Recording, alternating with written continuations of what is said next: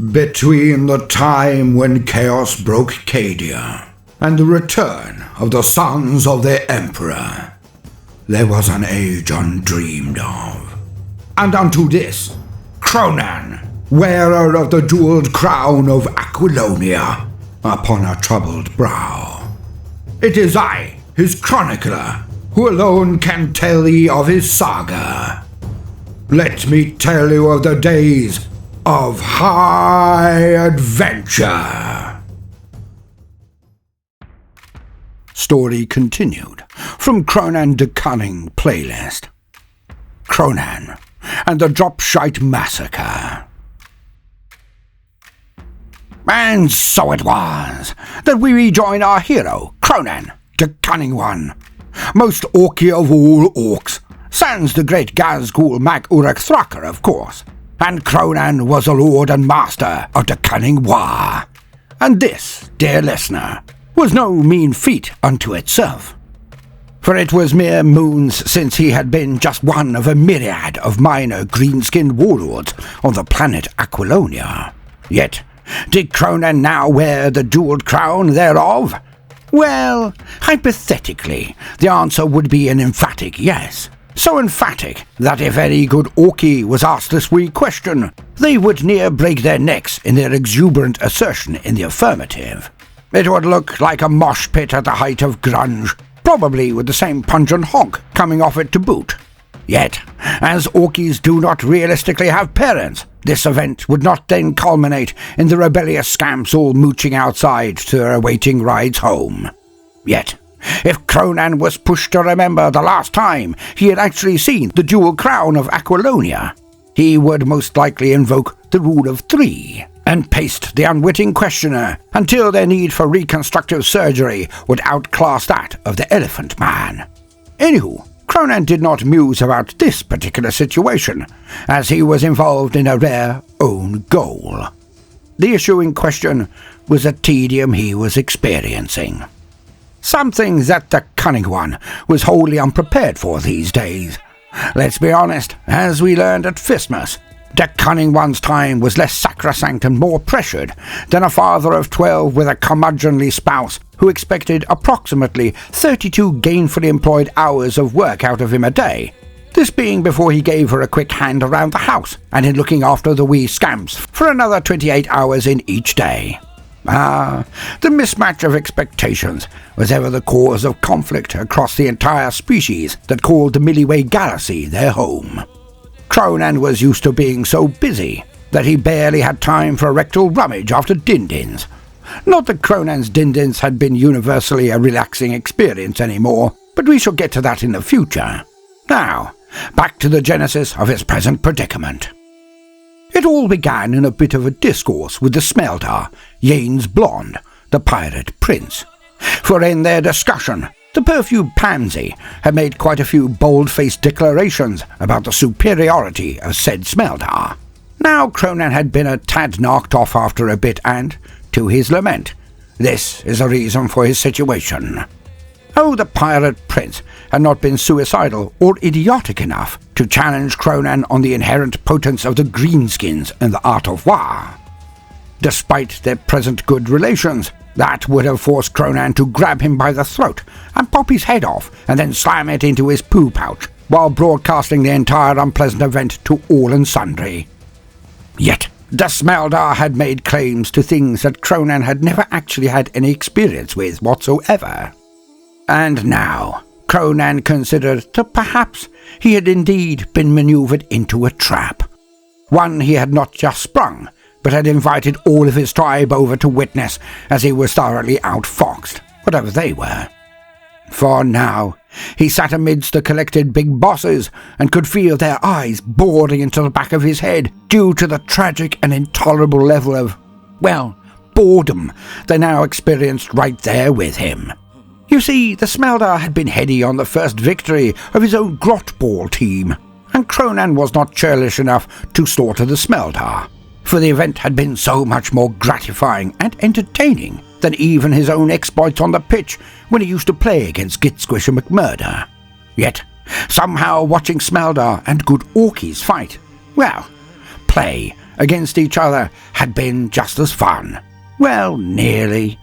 But just tearing off his upper clothing and launching himself into the Smeldar might have been deeply, almost spiritually enjoyable. Even Kronan had to admit that there was a certain different level of fun from watching, as one could see so much more carnage unfold. Not that the actual name of the sport had been totally agreed upon yet, but this did not change the nature or spectacle in any way, shape or form. But we shall get to that later as well. What was most important was that the Smeldar had listed off a veritable encyclopedia of things that he considered were done far better by the hair-sprayed ones. And this grated on Kronan. So, alas, he stumbled into the trap. Now Kronan had to accept the punishment for his uncharacteristic weakness to the goading, for he had to not only research what these pastimes were, but also had to explain this to his hand-picked champions of these arts, and explain what was involved. And Kronan practically died of cringe, as his bosses and their boys gave him exactly the same look as he would have given them if the roles were reversed. You know, the kind of look that not only questions the sanity of the speaker, but also has a deep ingrained promise of bloody and gratuitous revenge the moment said speaker turned their back or was ever in a position to require their aid. Yet, Kronan was a greenskin of his word, and he endeavoured to gain champions for these arts. And the litany of his errors was made manifest to his big bosses, but, thankfully, this was a closed and untelevised event. So, it was only his inner circle who had to suffer along with the cunning one. Now the juggling had been less entertaining than watching a grot sharpen a chopper. Well, it had been, until Colonel Clinker had thrown his new pet into the mix. Clinker's crack grenade had done a few circuits of the grot's hands before thankfully exploding. The act concluded with the thing evaporating the grot, and a raucous round of applause from all present. More for its end than any actual appreciation of skill, it is true, but sometimes the destination was indeed more important than the journey. Now, when Kronan had declared that flower arranging was nothing unique to the Smeldar, he had honestly and totally thought that flowers was some form of animal or demi-eldar, like a grot or snot. And Kronan had instantly connected this situation with his now very advanced, almost artisan-skilled chief origotmy experts. When Kronan found out what flowers were, he near lost his temper. For this was the most horrifically camp thing he had ever witnessed. These flowers were actually the colourful, smelly grass that came out of the ground. Kronan was not looking forward to this at all. Without any form of coloured smelly grass on board his ships, Kronan had claimed that his boys would of course be amazing at such endeavour, but that they simply did not have any of these flowers in his fleet. What a shame.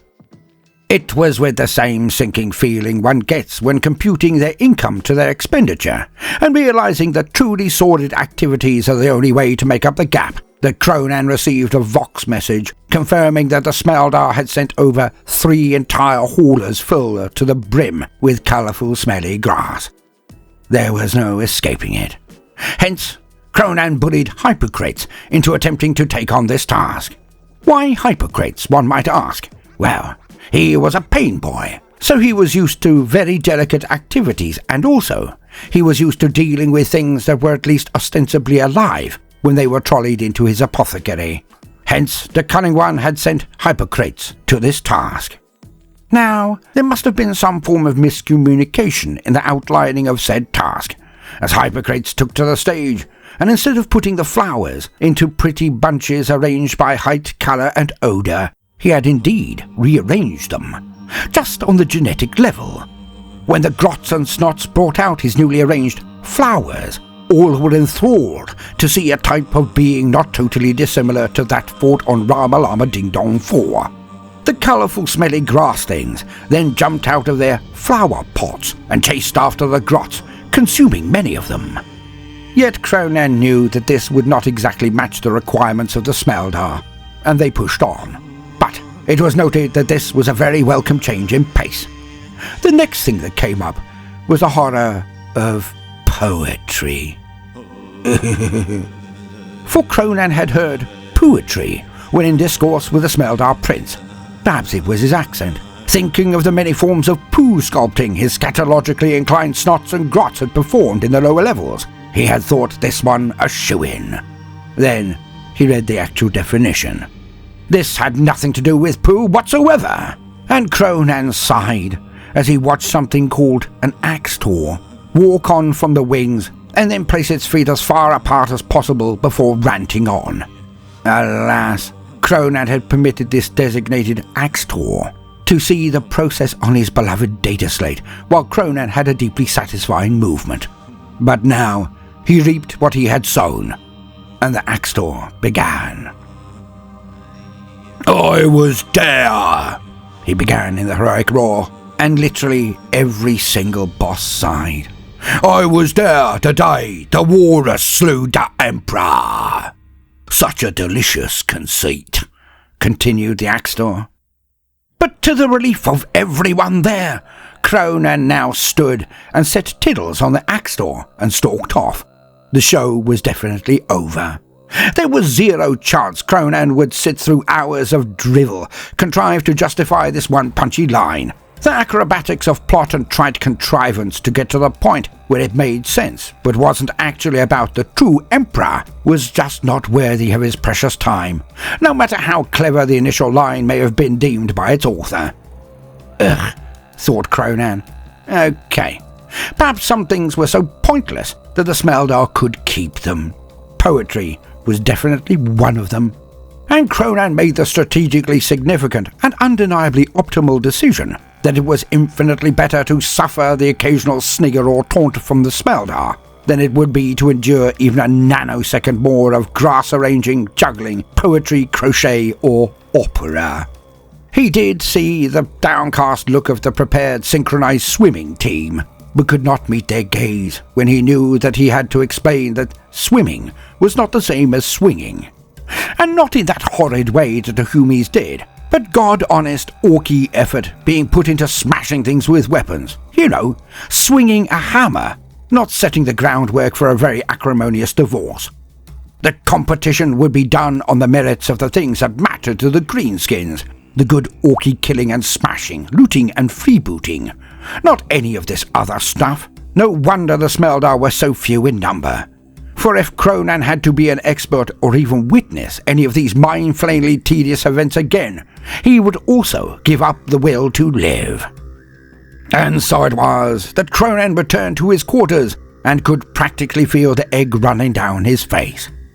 Now usually he would take out his fixation on the direct cause of the consternation, yet, for the time being at least, he did need the Smeldar. Well, need was a strong way of putting it. He found them useful, is more the point. But, in reality, he did need them this once, as they were the only ones who knew the secret location of the kin, the squirt base called Aguapondi. And Kronan had wanted this since his last exploration of his beloved data slate. He yearned to duff over the squits almost as much as he did to meet the gold ones, the Cut's odors. But one thing at a time. He would really have to go through endless kill missions before he gained the oomph to unlock those ones. Now, speaking of his data slate, Kronan had read so much, had consumed so much wisdom from it, that he was enraged when he returned from his colossal dump and found the Axter had somehow buggered it up. So the setting of tiddles onto the green reprobate was not without cause. Hence, there would be no longer investigations into the nature of things according to the Humies, at least for the time being. It was time to take what he had already learned and put it into practice. Oh, yes, it was. Perhaps he could pick up a new data slate in the future, because, trust me, the original was not as sturdy as he had previously conceived, and Kronan's tantrum at it not instantly working had rather lasting effects. But back to Kronan's calumny.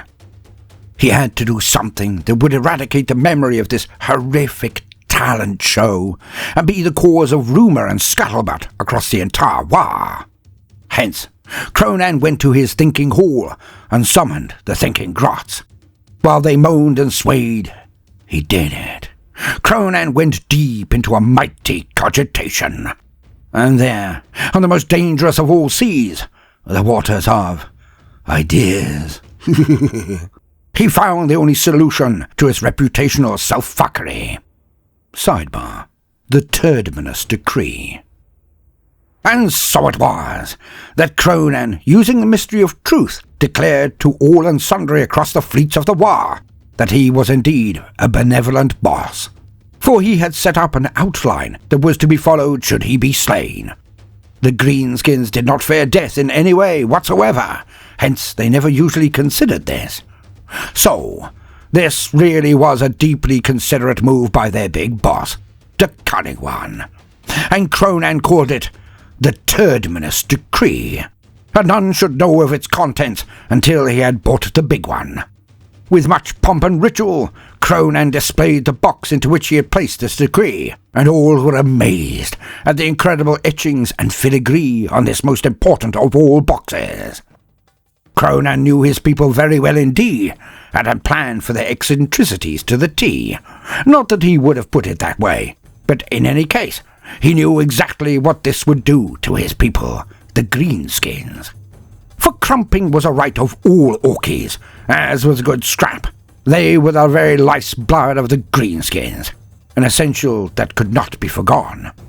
But also, despite their reputation amongst the weedier races of the universe, Kronan knew that they also had a rather inquisitive nature. Well, more to put it, any good Orky orc could hardly control themselves when expressly instructed not to do something. And it worked like a charm. None even made passing banter about the talent show anymore. All were consumed with an urge to find out what exactly the TURDMINUS Decree was. What did their lord have in place for them when he had passed? Was it even permissible to discuss such matters, as a mystery of truth had most vehemently stated that to wish death upon the Cunning One was the worst form of treachery possible amidst the cunning Waaagh? But this diktat only went to make the taboo even stronger, and this was like a red flag before an ambush. Orkies of all social strata, well, except the snots and squigs, of course, because they were about as vacuous as the inside of a blank tippler's noggin, now drooled at the chance to find out the answer to this most prescribed of all questions. What was the TURDMINUS Decree? Alas, according to Professor Y of the Mystery of Truth, who we shall get to in a bit, the fact that Kronan had displayed exactly where the box was kept had caused an incredible conundrum for nearly all Orkies of worth. You know, the ones with some get up and go. For they loved their lord as much as their own favourite chopper, with the mystery enhancing this ardour to fever pitch. Thus many loved him even more than Darker, or so they would profess to the new leader of the mystery, although this was probably a bit of excessive verbiage, and certainly hyperbolic, considering the genetic need for Darker amongst the orcs. But this led to a terrible situation, where the most potent Orkies were driven to distraction, almost to insanity, by the potentials possible from the Cunning One.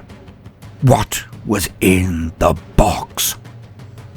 And so it was that one particular night, Kronan ordered all of the mystery to a mass celebration of their order and to formally ratify the ascension of Professor Y to their leadership.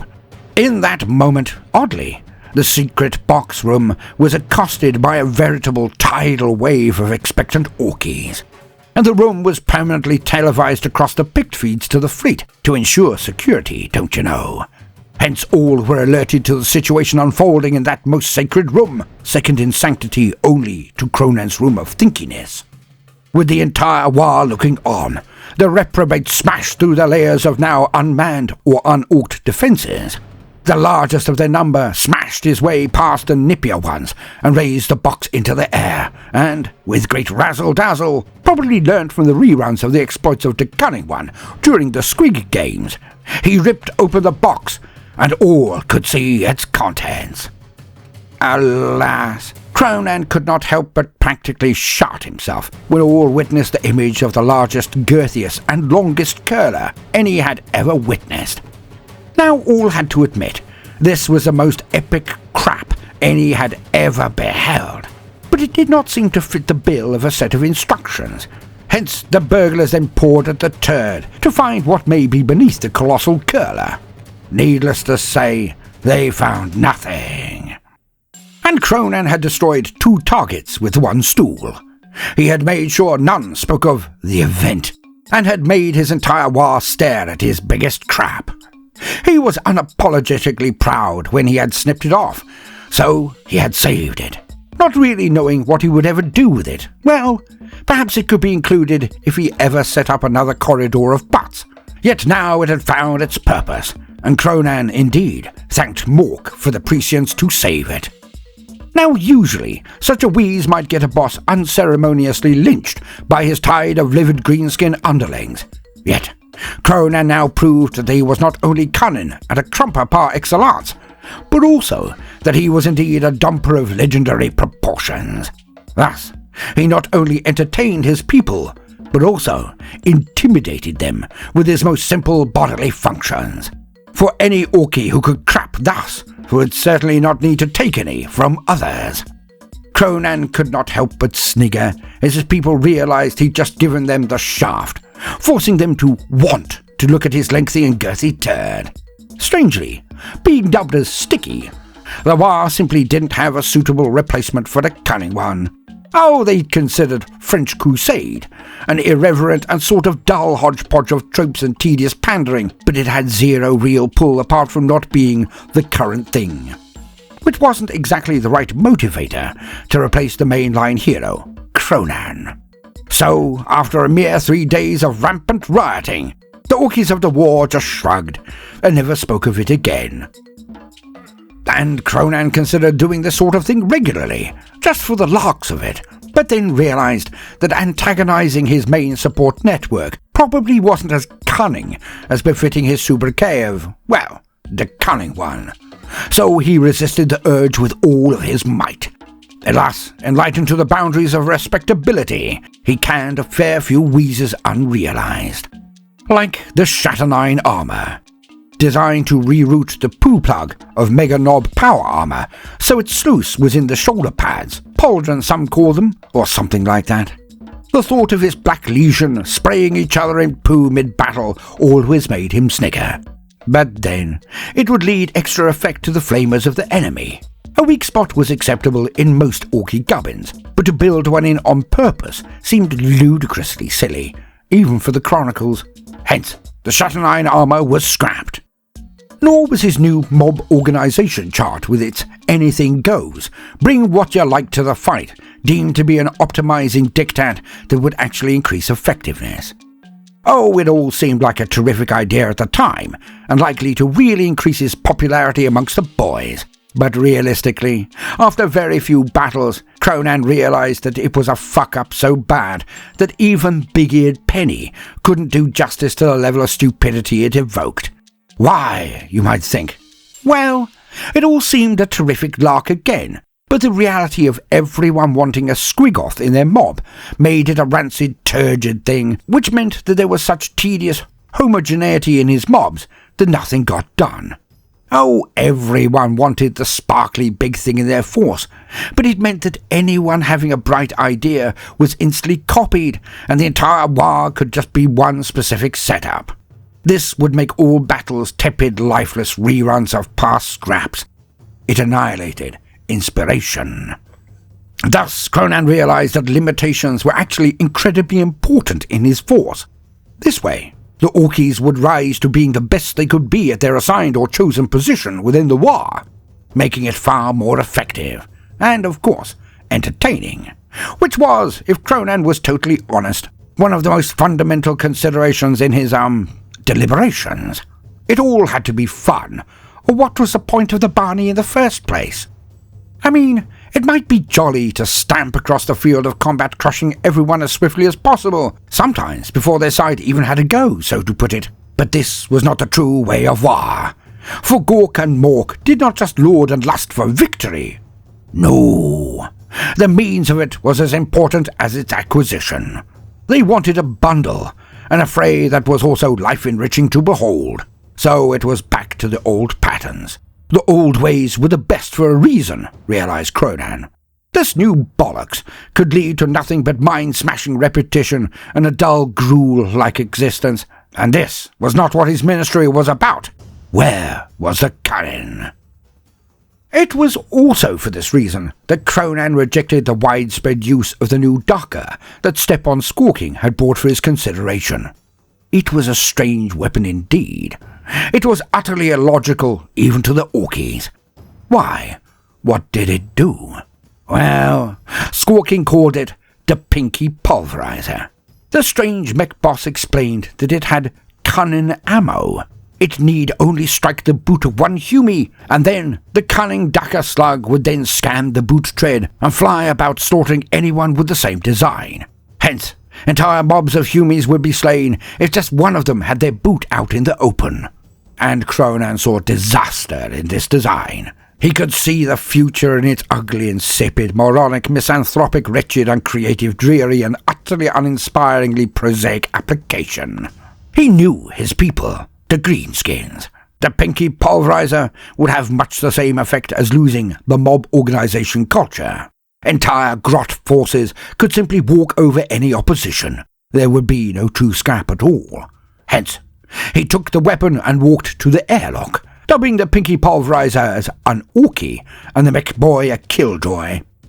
He put both Squawking and the shooter into the airlock and pressed a button, and Kronan was elated that his mech boy chose to let the new gun fly out of the airlock while Squawking held onto the bulkhead with both hands. Alas, in space nobody could hear him scream, but the eye-popping was pretty self-explanatory. Kronan believed the runty bastard had gotten the message and pressed the other button to close the airlock again. And thankfully, the mech boss now curtailed the most outlandish of his inventions and returned to a far more predictable and Orky strain of research. Praise be to Mork. And Kronan had also tinkered with the idea of a name change for the cunning Waaagh, a rebranding, one might say. But after looking at a dry, soulless new icon created by his runt herds, who had helpfully made an origami display to realize Kronan's concept, they'd even sprayed the grots white and stood them on a black background. Kronan had then sighed and had it burned. It was a shite idea, and none spoke of it ever again.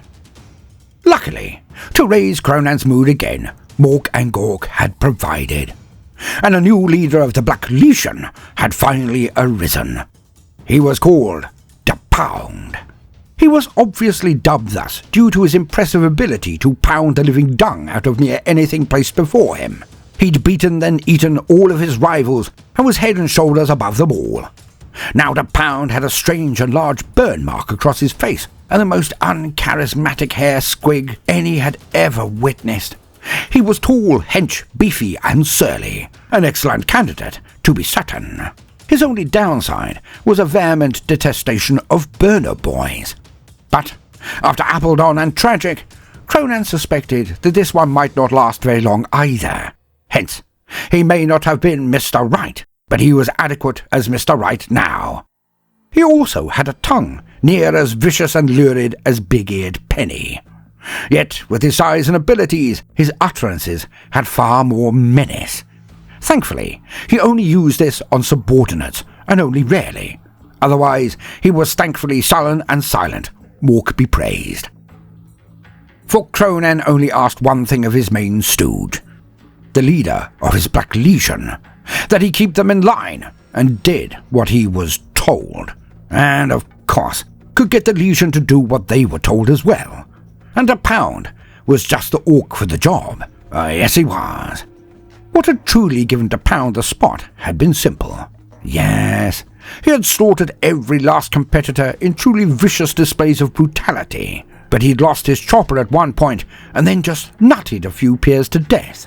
When asked why he'd chosen the headbutt instead of any more effective way of killing, even after he'd slaughtered a score of his opponents and their weapons were available to him on the ground, he just shrugged and said, "Needs must when the squiggoth charges." And that sealed the deal. The Pound was no lickspittle or rump kisser, so he'd used this quote naturally. The saying that Kronan had so wished to enshrine in the greater Orky lexicon, and thus the Pound was raised up immediately. Also, Kronan eyed him for a spot in the more naval, but he'd have to survive a few tangles before Kronan gave him that honour. So, let's see how this plays out, eh? Now, as promised, on to Professor Waaagh, the weird boy leader of the Mystery of Truth. Now, the last leader had decided that a Squiggoth had shown signs of disloyalty, and he had gone to interrogate the massive monster. Alas, while attempting to helpfully gain the truth by applying the tongs of tooth loosening, the Squiggoth had stepped on him. Quite a few times, actually. This smear across the Squiggoth pen also left the spot unattended. Hence, a new leader was declared, and there could only be one candidate, Professor Waaagh. He was a weird boy, who some considered as dangerous as Madnut Krunkelstein. He was exceptionally good at mindy-windy stuff, you see. So, he would tear the why of the matter from any deemed potentially disloyal, and then profess it to all. Hence his name. He and his Y mob were the elite of the mystery, and they had become a bit odd, some said. So Kronan elevated this worthy to his general staff. You know, the mob bosses that Kronan generally asked to get stuff done. And he was a potential counter to Madnut, who had a bit of a strange hold on the weird boys. Eggs, baskets, thought Kronan most sagely, cunning lad that he was. Yet even Professor Waaagh had his shitcomings, or something like that. The professor had attempted to put the winds of Waaagh to the question after previously decimating the Kazi, and the word decimation definitely meaning getting 9 other loyal Orkies to beat the last disloyal one into a mush across the floor. Yet Ducker von Smashoven had quickly ring-fenced his authority and shown Professor Waaagh that his status did not reach to a member of the more naval and their mobs. Von Smashoven showed this by beating 7 shades out of the professor and hacking off his legs and feeding them to him with a side plate of the professor's hair squig. Hence, Professor Waaagh now floated about on a hover chair thingy, and he never engaged the services of another hair squig, just in case he came across Ducker again. For hair squigs were exceptionally unpalatable, don't you know, so why risk it? Now Kronan had failed in one regard, for he had attempted to sneak down to the underdecks to take stock of the progress of the hidden war going on beneath the surface. Yet, despite seeing Tiddles regularly, he could not follow him any longer, as the Avatar of Teeth constantly teleported when outside of the hurly-burly of the main decks, so Kronan could not see where he went. The cunning one wandered long and returned to the original site, where he had located not only the shrine of the Avatar of Teeth, but also the strange Orc nursery, where Happy Len had been raising his odd collection of Orkies. But when he arrived at this place, there was nothing. Well, nobody is more to put it. It looked like a particularly angry set of internal decorators had gotten righteously pissed and then smeared their bodily fluids across the walls and floors in an exactly mathematical designed way to induce the most nauseating response from an onlooker. The place was rent and sundered in near every way. A battle of ludicrous intensity had obviously been fought here, as the dead were stacked on the floor so deep that Kronan did not want to step inside, due to the potential to go arse over tit. Yet, the vast majority of the slain were not a good honest Orky green. No. Some of them were black, or was it a deep, deep blue? An odd colour for an Orkoid of any form, even the squigs and snots, which were always a bit odd really. Something far more serious was now afoot. Yet, Kronan did not have time to engage in this right now, for it was time, and he was needed for the big boss bash. Concerning the squits, the kin. Kronan had wanted to keep this all to himself, but a pang of guilt eviscerated this feeling and brought him back to sanity. For if Kronan were to hog this one all to himself, he would be the most greedy and selfish of all Orkies who had ever lived. And anyway, after such sterling work from near all and sundry, it was definitely time for a reward. What more could a warlord of greenskins want, more than a scrap of epic proportions? And had this not been his major manifesto point, well, pretty much his only manifesto point, the promise of bashing and barneys like none had ever seen before. Of course it was. And Kronan was an orc of his word. Yes, he was. And so it was that Kronan gathered his underbosses for a big boss bash. Although some had been gathered for discussions with the Smeldar, This was the first time in many moons that the majority of his command staff, or something like that, had been mustered in the one place. And Kronan sat on his golden chair, his thong, arrayed with his most impressive gubbins and muggins. On his head was Phyllis, the thinking grot, to make sure he was on top form. At his heels was Tiddles, the avatar of teeth. Just below them stood the newcomers, the leader of the Black Legion, the Pound. And of course, Professor Waaagh floated next to Kronan as the leader of the Mystery of Truth. And the Cunning One looked out upon the very leaders of his Waaagh. Now some were missing. Isaac Newtone was back in the home systems. Admiral Hackbar and Git Squisher McMurder were off in the first wave, which we shall indeed get to next episode, I promise. And now, Kronan took stock of his, stock of bosses. Daka von Smashoven with Squawk next to him, the big boss of the Winds of Waaagh. Mad Nut Krunkelstein, head weird boy, with the now cute and cuddly, but wouldn't melt in its mouth looking Erebus in tow. Hypocrates, his head pain boy, with Happy Len, who had Arthur the Snot and Bernard the Gobsquig with them. Then Grandmouth Tartan, senior admiral of the Waaagh fleet, who had even brought along the Hunger, his bowl of rippy fish. Grinner the Backstabber, with Laserbeak on his shoulder, but Grinner did not risk bringing along his most amazing hat. This could be too much of a temptation, he knew. Bob von Butch, boss of the Biker Gits. Thankfully, he had not brought along ever-popular Patsy, the Amble, but he did have Henrietta with him, his moustache squig. Colonel Stinker, boss of the Storm Boys, who probably had a new pet crack grenade after using his last one at the juggling event, which thankfully none now spoke of, due to the TURDMINUS Decree. Step-on Squawking with all but Eye Sting were present, of course, as was Higher Wafter, Lord of the Beast Snuggers. But again, thankfully, Wafter had not brought along Munchington IV. Chains Grand was never about when he was needed, always off on some top-secret mission or another. Thus, the congregation was spared the attendance of Big-Eared Penny. Nelton John had returned from the home systems, so he rounded out the bunch. And thus, they talked.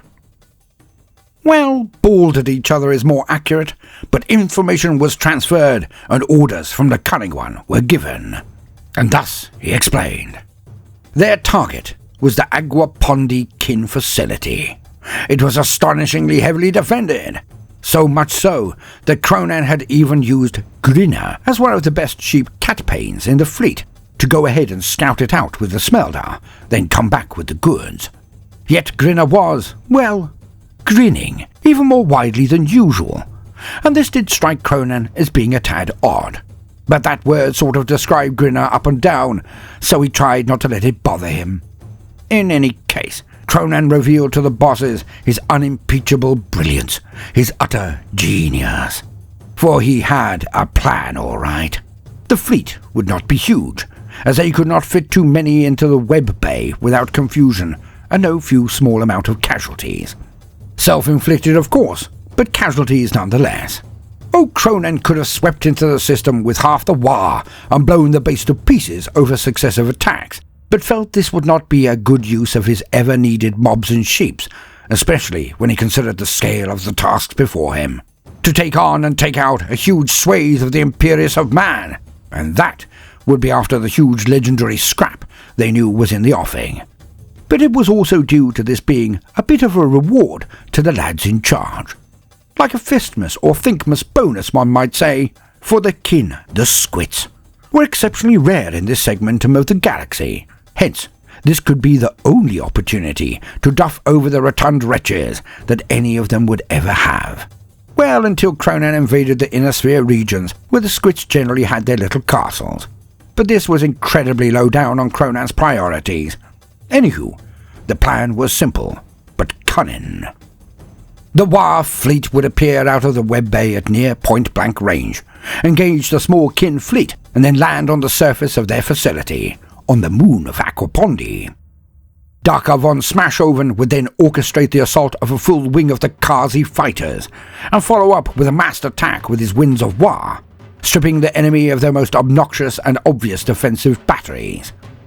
Now Kronan was all too aware of the enthusiasm of his people and their general lack of restraint. Hence, he could not land them all at once, or they would inexorably end up tripping each other up in their attempts to get to the squits. They needed a bit of breathing room to deploy and then engage the enemy. Now one might think that Kronan would stand off and be in later waves, but he reminded all present about his legendary self-denial in the bashing of the Buggins and multiple other battles where he had permitted his bosses to take the lead. In this situation, he would share, but he would not be taking sloppy seconds on this one. And he outlined his plan. Kronan would take down a healthy segment of his Black Legion, for they too had been starved of battles as much as their lord, but he would also take along a plethora of mobs, nobs and specialist forces. He would also take in 2 other bosses in a 3-pronged assault. They would soften up the squits and break away inside. The Pound would take in another healthy fraction of the Legion with support troops, and Clinker would be the 3rd boss in the first wave. He was the boss of the Storm Boys. He was born for this. And dropping behind them would be the 2nd wave. This would be under the nominal control of Madnut Krunkelstein, who did not seem overly enamored with the decision or declaration. In fact, Krunkelstein barely reacted at all. A tad annoying to have such a gift elicit such nonchalance, thought Kronan as he watched Madnut drool and lean on his little squig. But he pushed on. Grinner the Backstabber would follow on with his flash kits, backed up by Bub Von Butch and Melton John, both with forces to spare. In this way, the entire location should be easily smashed, and all could get in some hearty licks. Grinner then bonded with his colleagues by nodding and winking at both Bub Von Butch and Melton John, all choosing to ignore the vacant Madnut Krunkelstein. Being newer to the Waaagh, or being utterly undependable as Hiawatha was, he and the others would be in a token 3rd force. Wafter, Squawking and Eye-Sting would follow up under the watchful eye of Hippocrates. Kronan could not quite fathom why Tiddles and Erebus were present, but able to contain themselves. Oh, they bogged at each other through the entire proceedings, but neither gave any outward signal of obvious animosity. And that, thought Kronan, was odd in the extreme. But then again, what wasn't in this most interesting of Waaghs? Pets would indeed be taken on the massive Barney. This had been booked by Grinner of all people, and Kronan had nodded in the affirmative. Perhaps they would get into it when down on the surface, thought Kronan, smirking and chortling at the potential for pandemonium. The plans made, the game afoot. The bosses returned to their designated battleships and slipped into the web bay. Now Kronan had considered using the Orcs of Omen, but the pirate prince, Yanes Blonde, had informed him that the pathways to Aguapondi were far too narrow. Hence, Kronan boarded the Mork Rampant, his first and favourite flagship, and off they went. It was showtime.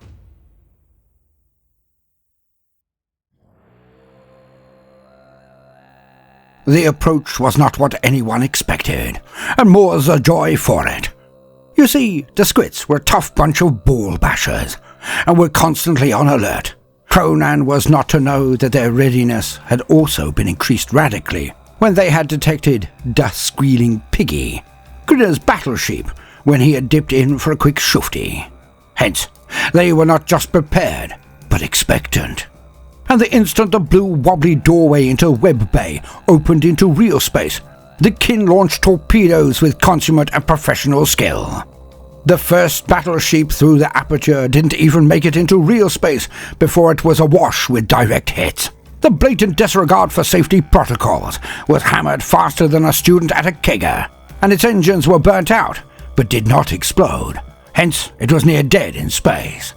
Being a cunning lad, Kronan had used it as a shield for his own advance and simply rammed it, pushing the blatant disregard for safety protocols before himself so it could absorb the oncoming fire. Obviously, the cat pain of the sheep wanted to complain, quite vociferously one would imagine, but his comms were out, and he didn't think the cunning one could be at fault, so he resigned himself and his unlucky sheep and crew to getting a royal buggering by the kin torpedoes. The green one was next. The Orky battleship fired everything it had forward, but at this range it pattered off the strong kin shielding and armour like gnats off the windshield of a tractor. It received fire from long-range weapons, but angled itself correctly to defray many of the impacts, and on it flew, taking Clinker down to the huge moon. The extermitopotamus held the pound and the other prong, dropping hundreds of Kazi fighters out as it breached into real space. The rest of the fleet followed suit and came in fast and hard. A score of smaller brute ram sheeps buzzed at the half-dozen capital squit battle sheep, but oddly, the squits practically ignored them, keeping their heaviest fire on the orky capital sheeps and landing craft now surging down to drop off their contents. Sidebar: boarding actions. Now one might expect the sight of oncoming orc ram sheep to be most sentient beings' worst nightmare, for each was designed with a front ram much like an axe. It would carve into a sheep and then drop ramps, and scores of orky boys would come out. Few were the races or species equipped to deal with the green tide. Yet this was not the case, for the kin had vast experience in fighting the greenskins, and they seemed to be as ardent about the matter as even the orcs. Kronan and his Waaagh were not to know this. Many brute sheep smashed against the reinforced alloys of the hulls of the squid vessels, but those that penetrated only did so very shallowly, in the outer corridors of the craft at maximum. When the boarding squads came out of the brute ram sheeps, they ran into swiftly erected defences with heavy turrets or weapons emplacement, and it was a slaughter. Yet, even when the orkies somehow lobbed grenades or got lucky shits off that took out the heaviest resources, the squats were phenomenally fighty. Oh, they had numerous fallback positions, what seemed like every 50 paces, but it was trapdoors that dropped orkies into plasma bars, power blades swinging down at the orkies from mechanized hidden compartments, walls that simply twisted, bringing mobs of orkies with them, practically lining them up in the open before ranked lines of kin who shot them to pieces. Yet, even when the greenskins got in close, it was damn fine. For the kin did not break, they did not run. They retreated, yes, but if caught out, they were gloriously vicious in their defense. And sometimes they used their stature to their advantage, coming out of shorter but wider tunnels with armor or weapons held high to block the downward swings of the orcs, only to tear through their legs and slash them apart when they hit the ground. To the largest orkies, this was a particular horror, being mobbed by midgets with choppers that sliced through greenskins like a chainsawed would a hedgehog. Messy. The fighting was premium. It was glorious. It was like a long-lost friend returned. Fighting the squits, it just felt right somehow.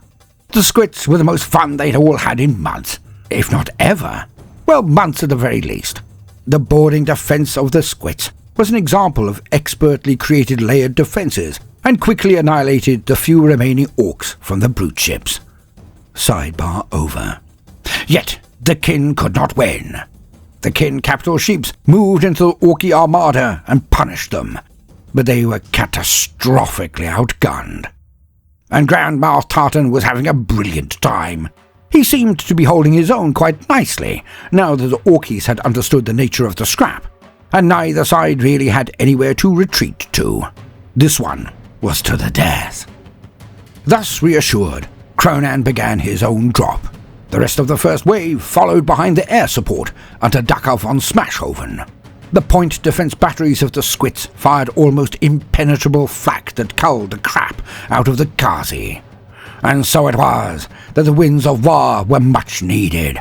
They skimmed along the deck as low as possible and shot out the towers. Well, most of them. Some of the winds hugged the ground at terminal velocities in their exuberance, but that was more than expected, nay, anticipated by Dakar von Smashhoven. He knew that the over-enthusiastic would create wafts of smoke as cover and damage the structural cohesion of the base, if even only by a minuscule amount. The sheer pandemonium itself could be confusing to many an adversary. But anywho, the winds of Waaagh were making their passes and bombing or strafing runs on the squits relentlessly.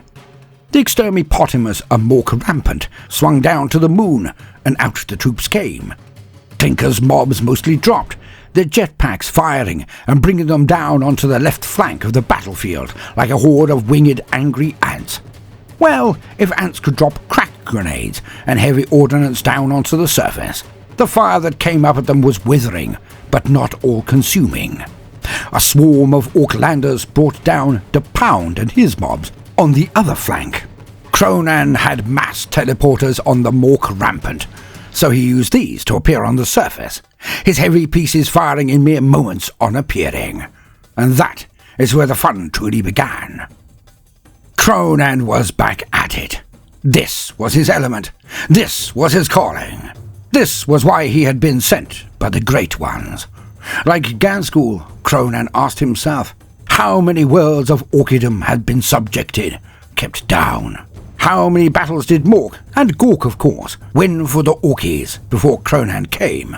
That is to say, before Mork determined he should come. But then, Kronan saw the Skrit defences and was back in the moment. He barked orders over the Vox, and the Cannonmobiles all transformed. Shifting from trucks to artillery pieces, they began a blistering barrage on the kin hardpoints. Drink-a-ton land buttresses of the Skrits fired back with their ion cannons that flashed out in the night, bursting oncoming Ork trucks like matchboxes being hit by a harpoon gun. The plumes of flames this caused also lit the night skies. And Kronan went about it. He ordered a Squiggoth charge so he could discern the strongest and most obvious defences, and this was backed up by a wide tranche of Squigs. Yet, Tiddles held back the vast majority of his people, forming a very mobile reserve force. Kronan was not sure why, but had come to trust his pet Squig's instincts. Had he not been embroiled in a war all of his own? Yes. Tiddles was now experienced in the ways of war, and Kronan would leave him to it. Clinker was making good speed on his flank, and the Pound was slogging his way forward as well, pretty much emulating Kronan's moves. Slightly delayed, but not by much. A brownie point was earned for the Pound. Not a brown point, as we usually dished out to grin at a backstabber, as we have heard previously, but a good brownie point. The Pound was rising in Kronan's estimation already.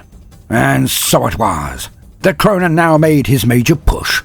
His Cannonmobiles had given cover, but now his own mid-sized pieces were within range of the Skrit defensive walls, and the bubble chuckers fired at them to a much lesser effect than Kronan had factored. And this was glorious. The Skrits would not roll over easily. Speed freaks rampaged forward, adding to the confusion, kicking up more dust to cover Kronan's main assault force's advance. Yet this was not all. Oh no. For the Cunning One had even enjoyed the planning of this battle, and he had done so for one simple reason. For Kronan had no idea whatsoever if he would win or not. These were not Smeldar, not Buggins, nor the Dippy R-starters, even the spiky ones. He had bested all of those before. These were the Skrits, the kin, and they deserved his respect until such time as they lost it.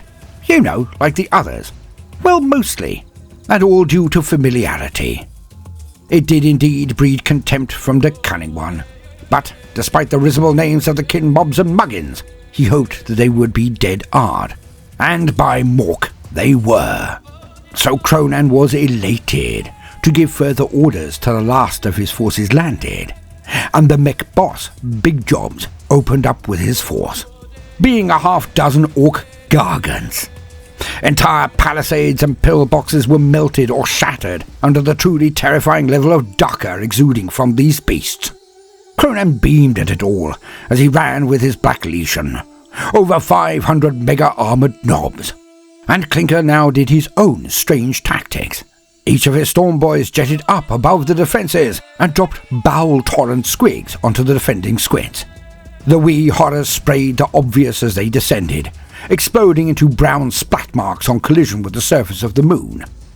You see, sometimes the complexity of a tool can cause it to be vulnerable to the silliest of things, like seeing through a torrent of poo. Kin goggles, shooters, scopes and cogitators all were negated, or at least radically reduced in capability, by a mere few inches of dung. Go figure. And of course, there was the subsequent vomiting. for the Baldermort squigs were awfully pongy. Yet the squits were robust and rugged. Having spent much of their lives chucking up after too much grog, they recovered damn quickly. Alas for the squits, the dung was deeply flammable, so when burner boys got closer, it became a bit weird, acting like promethium or napalm to some. The squits were covered in the bowel torrent and then the flames, and they all ran around like weevils on fire, never quite willing to fall down until the very last breath. Beast Snogger boys acted as another layer of the assault, holding off any attempts to counterattack the Orky thrust from its flanks. And Kronan directed his forces at the central building and advanced remorselessly. His mega-armoured Black Legion difficult for even the Scot forces to stop, and they were all battle-hardened themselves, with Def Dreads and Killer Can formations taking the lead. Even Phyllis was involved in its new can.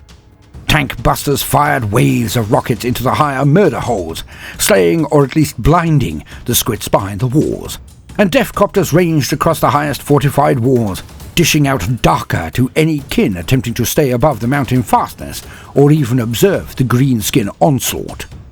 Yet the most obvious target on the battlefield, all Orkies were ordered to ignore. For there he was, near the top of the fortifications, making himself plain, standing proud at the doors of his highest halls, the Kahlua, the leader of the kin. Outfitted in squit heavy power armour, with a magnificent hammer at his belt, feet placed wide apart, he looked 100 feet tall. He was, of course, significantly shorter than even a normal workaday greenskin, but he was still a sight to see. He emanated power, fortitude, looked like he gave absolutely zero care for anything going on around him, unless he deemed it worthy of his attention, and that was little. And this Kahlua seemed to be looking directly down at Kronan. Oh, the cunning one was not an idiot.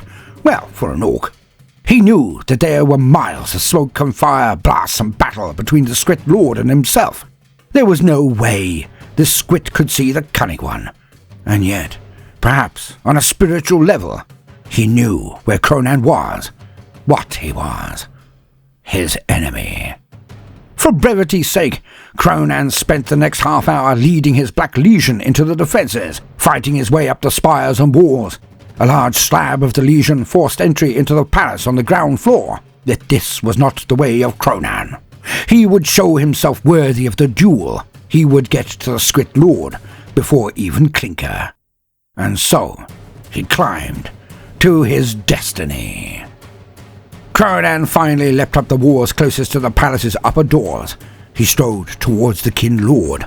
On either side of them, Black Legion for Kronan, Scotch Terminator types for the Kahlua. Their men traded shots, then blows. The two were separate, like islands of tranquility amidst a storm. Kronan initiated. He dove into the air and came down on the Squit. But this Kahlua, this Kin Lord, it did not move. Did not roll, did not duck or dodge. It blocked. Kronan's mighty power claw came down, and the wee bugger did not so much as take more than one pace back to steady himself. The claw and Thunderhammer's power fields sparkling and crackling as they collided. Kronan took a pace back and nodded to the shorter combatant in sheer respect. The Kin Lord then moved forward swiftly, stoically, never bringing his feet off the ground. He slid them along the surface and advanced like he was skating, his stance strong and dominant. His hammer snapped and flew out like lightning, which of course it was also covered in. Kronan blocked a half-dozen strikes before suddenly stepping and bringing his claw down at the Kin's side. Then the Kin rolled forward under the power claw, rising like a rubber ball. He instinctively and instantly continued his shifting advance, taking Kronan by surprise and smashing him in the lower leg. The hammer was sapped of energy by Kronan's field, but it still cracked the armor as it connected, near unbalancing Kronan, who swung around using the force and planted a boot into the Squat's face. The Squit was knocked backwards, spitting blood and teeth, but it rose again just as fast as before, and aimed an uppercut action with its hammer. It did not connect fully, as Kronan yanked his head back, but it tapped him hard enough to send jolts of electricity across his head and crack his jaw armor. Kronan was flipped backwards by the force and landed hard on his back, and Kronan began to rise, when he heard two things. The first were the landers and other transports of the second wave as they descended to the surface and unloaded. The second was a chortle from the kin lord. Kronan thumbed his hand upwards and behind him, indicating the second wave. He grinned at the kin. The squat lord then slyly winked at him, and motioned toward the new force with his hammer, inviting the cunning one to look again. The kin snarled, "Your kind are not so loyal, greenskin, and cheaper than one might expect." Kronan turned, just in time for his jaw to hit the ground. The second wave had indeed arrived, and they charged forward. As they got behind Clinker's main body, Melton John's flash kits all opened up. On the other flank, Bob Von Butch was at the head of his biker swarms as he ploughed into the pound segment of the Black Legion. Yet more. Grinner was just ahead of Mad Nut Conquercine Center. What should have been green energy coming from Mad Nut Conquercine Center was blue or pink and rained down on the middle of the Black Legion. Grinner's kits then shot up into Kronan's men assaulting the ridges. All of the first wave were being brutally attacked from their rear by the second wave. Kronan had been betrayed. By Gork and Mork, it was Mad Nut. He had seized control, weakened the others' resolve, their loyalty. Oh, Grinner had received the offer from the Squits quite obviously while in the scouting mission, but Krunkelstein had obviously been the one who made the soil fertile. On the defences on a level below, but in sight, stood Tiddles. And Tiddles now growled as he witnessed the carnage that Erebus was causing near the centre alongside Madnut. Hundreds of grots and snots behind him, Tiddles saw his warriors, the Squigtide, and he looked unto Kronan. And the cunning one nodded unto his pet, and thus the avatar of teeth wagged its body at its lord, then was enveloped by a great green light. Tiddles appeared amidst the squig tide, and made it onto a tsunami. Or so. Gathering behind him was a large group of Orky youths, the ones Kronan had seen before, and they would make short work of any grots or snot. And the affray began, as Tiddles tore across the battlefield towards the enemy centre, to meet and match against Erebus and his forces with the strange eyes. Meanwhile, on the top of the palace, Kronan bounced up in anticipation, then gave the Squit Lord, the Kalua, a knowing look as if to say, "Let's make this quick. I've got places to be." The thwarted Carl frowned and gritted his teeth, looking to end Kronan with the one powerful string of attacks. Kronan threw back his head and laughed the deep belly laugh of the orc, then moved in at the Scot Lord. They traded blows like Herculean warriors of legend. But with each swing, Kronan grew the faster, the stronger, the more brutal. Until finally, both moving like storms, blows creating sparks in their dark sky, the cunning one refused to block a blow from the Squit and leapt over the kin warlord, who was thus unbalanced. And Kronan swept around, his power claw taking off both of the legs of the kin warlord. Blood splashed from his initial tear, but the energy field around the claw cauterized the wound. The kin lord rolled down, silent, but gasping for breath. He was, as is their usual state, he was legless, and thus out of the battle. Hence, Kronan bound down the fortifications like a vengeful guard, crushing entire wall segments in his bound and spring thereafter. Kronan looked down upon the field and saw his Orkies tearing each other apart. So, Madnut had become the walrus, and the heresy had begun. Kronan grinned wider than the backstabber, like a youth at their first Fistmas, yet maintained the visage of a god of war. He was not unto Mork now. He was unto Gork. He was vengeance, and the Orkies who had turned on him had at last earned his true ire. Meanwhile, Clinker turned swiftly and brought his entire mobs of storm boys back to his rear. He then flew up and came down upon Melton John. Using superb ducker accuracy with his storm boys, they took out the guards of Melton. Melton John ranted on in his sing-song rubbish about still standing, yeah. But Clinker came in close, The two were at it quite hard, and Clinker had the better of it when Grinner and his boys turned up. Clinker had to peg it or get smashed by the quite handy Grinner. The first exchange of blows between Loyalist and traitor had seen Grinner easily evade the sally and then carve a thick groove in Clinker's side in return. Clinker jumped away and dived back to his own lines. Otherwise, his Storm boys would lose their heads and get slaughtered. Melton John recovered and took over again, pushing his prong hard, still bloody singing. On the other flank, Bub von Butch was riding into the ranks of the Pound, slaying many, but their lord stood his ground and waited. They met, Bub von Butch leaning hard over his bike and swiping with his chainsword. But the Pound, leader of the Black Legion, swung as well. His weapon carved through Bub von Butch's neck. The bike skidded and ploughed into a wall, wheels spinning. The head bounced into the air. The Pound sheathed his chopper and caught it, then kicked von Butch's head towards Madnut Krunkelstein, which did make Kronan want to chortle, if not belly laugh. But he was death, he was war, and so forth. Thus, he was grim of visage. Clinker then experienced a gravity issue, as his pack was shot out from beneath him by what could only be Grinner, and he went down somewhere on the flank of the battlefield. And Kronan had to react. He turned half of his element of the Legion around, and he opened up with the Gargants who remained loyal. The reason the traitors had dove straight into their lines was as much to gain cover as it was to inflict crumpings. The other half of the Legion was to continue fighting the siege of the Squits. The Gargants ponderously turned, then opened up and slaughtered the furthest ranks of the traitor prongs, but shot as close to the safe centre as possible. For other ships were now landing, and none knew their loyalties. The Pound fought towards Madnut, who turned on him. Alas, augmented by rings of lesser weird boys feeding him power, Madnut created a huge gout of blue flames that tore across the scene, and the Pound screamed as he was engulfed by the fires. Again, poor bugger. But these were weird boy blue flames, and the Pound's mega armor did not protect him. He was toasted in seconds, and it was one up to Madnut. Now things had turned swiftly for the traitors after their initial onslaught.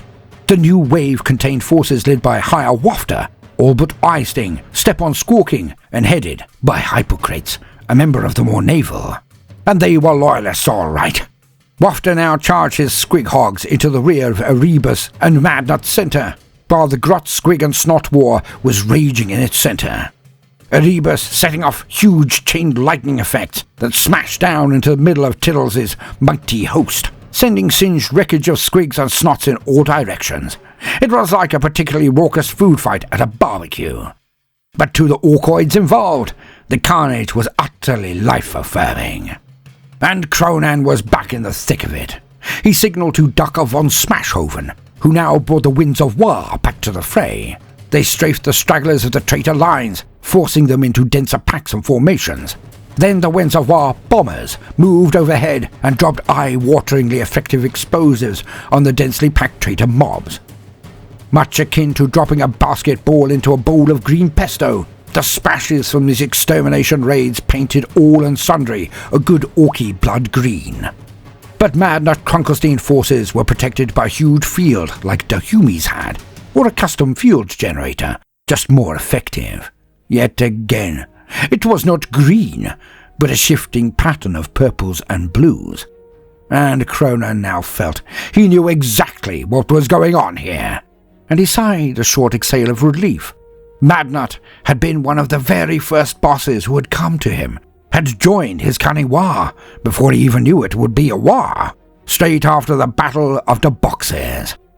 And this meant also that Kronan was not entirely a bad boss. Not really, but we shall get to that anon. The Squits were holding out behind Kronan, despite his meganobs attacking with all their fury. The traitors were shattered, for this had indeed been a massacre. Theirs. The Black Legion was simply striding through the ranks of the enemy, with or without the Pound, as they knew their job. They saw traitors, and they killed traitors. All but Eisting and Step-on Squawking had erected their own force fields too. This was not to protect their forces, but, Lysi Cunnin thought Kronan, It was to prevent the traitor orc mobs from escaping. And then the battle became more of a bloodbath. Yeah, even more. Clinker was presumed lost, his mobs in disarray. Grinner the Backstabber and his flash kits were still out there, hiding in plain sight, but difficult to get a bead on with artillery, gargants, or even from above. The prophetic peen inside the hat of Grinner making him preternaturally prescient to where the next barrages would fall. Kronan knew it. He should have commandeered the hat when he had the chance. Madnut was still holding his ground, not pushing forward, but resisting the attacks from both front, by Kronan and Tiddles, and from the rear, by Higher Wafter. The collision of the forces of Tiddles and Erebus was violent, to a degree that even a good Orkie might wince and say something along the lines of, "We're enjoying a good scrap, and then there is that."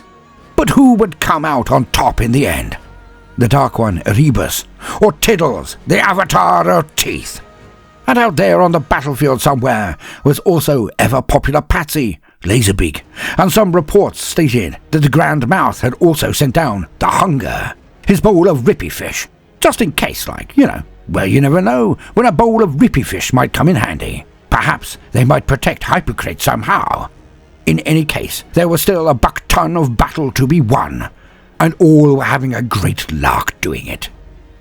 Now all Kronan needed to do was get to the centre and confront Madnut, paste the living poo out of him, then take his fight back into the stars. So, although the Dropshite had indeed become a massacre for the treacherous forces of the new Walrus, Madnut Crankelstein, there was still plenty of fight left in them.